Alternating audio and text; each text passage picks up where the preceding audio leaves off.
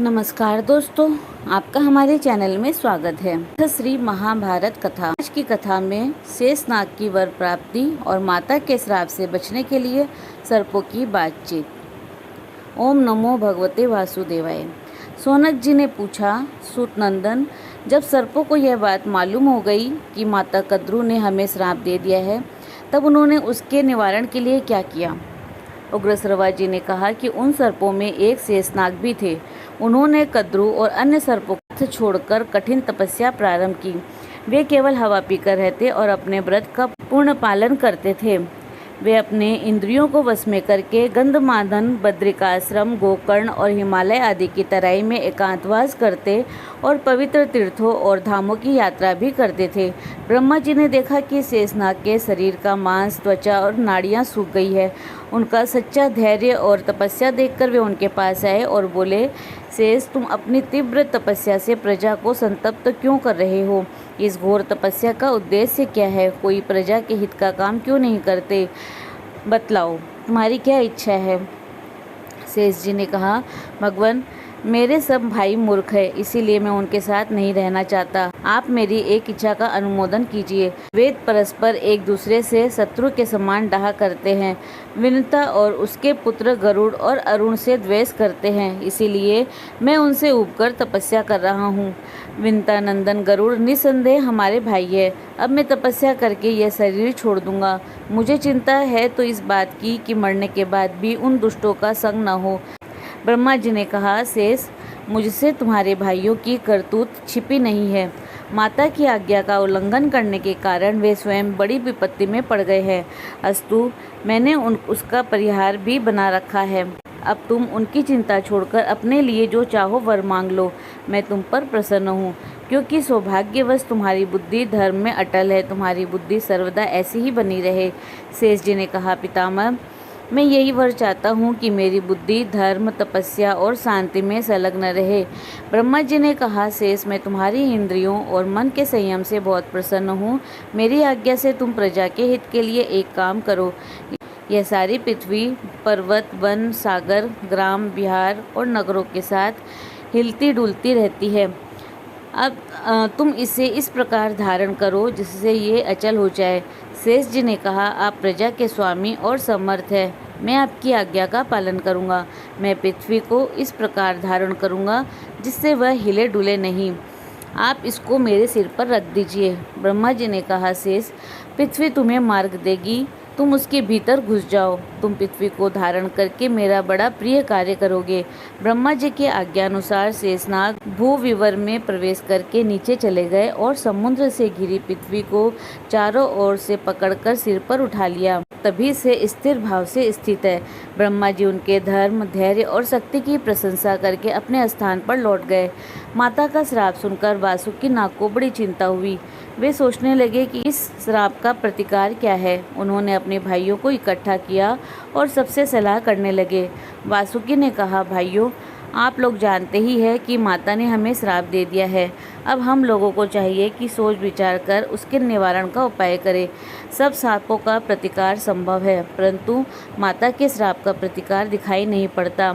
हमें अब समय को व्यर्थ नहीं गंवाना चाहिए। विपत्ति आने से पहले ही उपाय करने से काम बन सकता है। तब ठीक है कहकर सभी बुद्धिमान और चतुर सर्प विचार करने लगे। कुछ नागों ने कहा, हम लोग ब्राह्मण बनकर जन्म जैसे भिक्षा मांगे कि तुम यज्ञ मत करो। कुछ ने कहा, हम मंत्री बनकर ऐसी सलाह दे जिससे यज्ञ ही ना हो पाए। किसी ने कहा कि उनके पुरोहित को ही डसकर मार डाला जाए। पुरोहित के मरने से अपने आप यज्ञ रुक जाएगा। धर्मात्मा और दयालु नागों ने कहा, राम राम, ब्रह्म हत्या करने का विचार तो मूर्खतापूर्ण और अशुभ है। विपत्ति के समय धर्म से ही रक्षा होती है। अधर्म का आश्रय लेने से तो सारे जगत का ही सत्यानाश हो जाएगा। कुछ नागों ने कहा, हम बादल बनकर यज्ञ की आग बुझा देंगे। कुछ बोले, हम यज्ञ की सामग्री चुरा लाएंगे। कुछ ने कहा, हम लाखों आदमियों को डस लेंगे। अंत में सर्पों ने कहा, वासुके, हम सब तो यही सोच सकते हैं। अब आपको जो अच्छा लगे वह उपाय शीघ्र कीजिए। वासुकी ने कहा, हमें तो तुम लोगों के विचार ठीक नहीं जच रहे हैं। इन विचारों में अव्यवहार्यता बहुत अधिक है। तो हम लोग अपने पिता महात्मा कश्यप को प्रसन्न करें और उनके आज्ञा अनुसार काम करें। जिस प्रकार हम लोगों का हित हो वही काम करना है। मैं सबसे बड़ा हूँ, भलाई बुराई की जिम्मेदारी मेरे ही सर होगी, इसीलिए मैं बहुत चिंतित हो रहा हूँ। उनमें एक एलापत्र नाम का नाग था। उसने सब सर्पों और वासुकियों की सम्मति सुनकर कहा कि भाइयों, उस यज्ञ का रुकना अथवा जन्मजय का मान जाना संभव नहीं है। अपने भाग्य के अपराध को भाग्य पर ही छोड़ देना चाहिए। दूसरे के आश्रय से काम नहीं चलता। इस विपत्ति से बचने के लिए मैं जो कहता हूँ उसे आप लोग ध्यान पूर्वक सुनिए। जिस समय माता ने यह श्राप दिया था उस समय डरकर मैं उसी की गोद में छिप गया था। वह क्रूर श्राप सुनकर देवताओं ने ब्रह्मा जी के पास जाकर कहा, भगवान, कठोर हृदय कद्रु को छोड़कर ऐसी कौन स्त्री होगी जो अपने मुंह से अपनी संतान को श्राप दे डाले। पितामह, स्वयं आपने भी उसके श्राप का अनुमोदन ही किया, निषेध नहीं किया। इसका क्या कारण है? ब्रह्मा जी ने कहा, देवताओं, इस समय जगत में सर्प बहुत बढ़ गए हैं। वे बड़े क्रोधी, डरावने और विषैले हैं। प्रजा के हित के लिए मैंने कद्रु को रोका नहीं। इस श्राप से क्षुद्र, पापी और जहरीले सांपों का ही नाश होगा। धर्मात्मा सर्प सुरक्षित रहेंगे। और यह बात भी है कि यायावर वंश के जगतकारु नाम के एक ऋषि होंगे। उनके पुत्र का नाम होगा आस्तिक। वही जन्मजय का सर्प यज्ञ बंद करा सकेंगे। तब जाकर धार्मिक सर्पों का छुटकारा होगा। देवताओं के पूछने पर ब्रह्मा जी ने और भी बतलाया कि जरत्कारु की पत्नी का नाम भी जरत्कारु ही होगा। वह सर्पराज वासुकी की बहन होगी। उसके गर्भ से आस्तिक का जन्म होगा और वही सर्पों को मुक्त करेगा। इस प्रकार बातचीत करके ब्रह्मा जी और देवता अपने अपने लोक को चले गए। सो सर्पराज वासुकी, मेरे विचार से आपकी बहन जरत्कारु का विवाह उस जरत्कारु ऋषि से ही होना चाहिए। वे जिस समय भिक्षा के समान पत्नी की याचना करे उसी समय उन्हें आप अपनी बहन दे देना। यही इस विपत्ति से रक्षा का उपाय है। एलापत्र की बात सुनकर सभी सर्पों ने प्रसन्न चित्त से कहा, ठीक है, ठीक है। तभी से वासुकी नाग बड़े प्रेम से अपनी बहन की रक्षा करने लगे। उसके थोड़े दिनों के बाद ही समुद्र मंथन हुआ, जिसमें वासुकी नाग की नेति यानी कि मथने वाली रस्सी बनाई गई। इसीलिए देवताओं ने वासुकी नाग को ब्रह्मा जी के पास ले जाकर फिर से वही बात कहला दी जो एलापत्र नाग ने कही थी। वासुकी ने सर्पों को जरत्कारु ऋषि की खोज में नियुक्त कर दिया और उनसे कह दिया कि जिस समय जरत्कारु ऋषि विवाह करना चाहे उसी समय शीघ्र से शीघ्र आकर मुझे सूचित करना। हम लोगों के कल्याण का यही सुनिश्चित उपाय है।